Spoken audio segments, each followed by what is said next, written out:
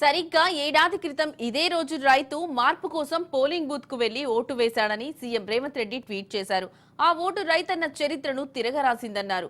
కాంగ్రెస్ ప్రభుత్వం అధికారంలోకి వచ్చి ఏకకాలంలో 2 లక్షల రుణమాఫీ చేసిందన్నారు రేవంత్. 7,625 కోట్ల రైతు భరోసా ఇచ్చిందన్నారు. ధాన్యాన్ని క్వింటాల్కు 500 బోనస్ ఇస్తున్నామన్నారు. ఒక్క ఏడాదిలో 54,000 కోట్ల రూపాయలతో రైతుల జీవితాల్లో పండగ తెచ్చామన్నారు.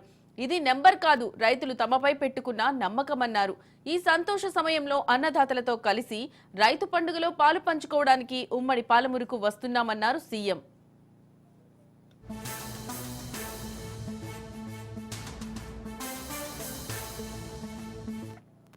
సరిగ్గా ఏడాది క్రితం ఇదే రోజు రైతు మార్పు కోసం పోలింగ్ బూత్ కు వెళ్లి ఓటు వేశాడని సీఎం రేవంత్ రెడ్డి ట్వీట్ చేశారు. ఆ ఓటు రైతన్న చరిత్రను తిరగరాసిందన్నారు. కాంగ్రెస్ ప్రభుత్వం అధికారంలోకి వచ్చి ఏకకాలంలో 2 లక్షల రుణమాఫీ చేసిందన్నారు రేవంత్. 7,625 కోట్ల రైతు భరోసా ఇచ్చిందన్నారు. ధాన్యాన్ని క్వింటాలుకు 500 బోనస్ ఇస్తున్నామన్నారు.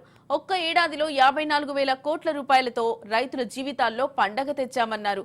ఇది నెంబర్ కాదు, రైతులు తమపై పెట్టుకున్న నమ్మకమన్నారు.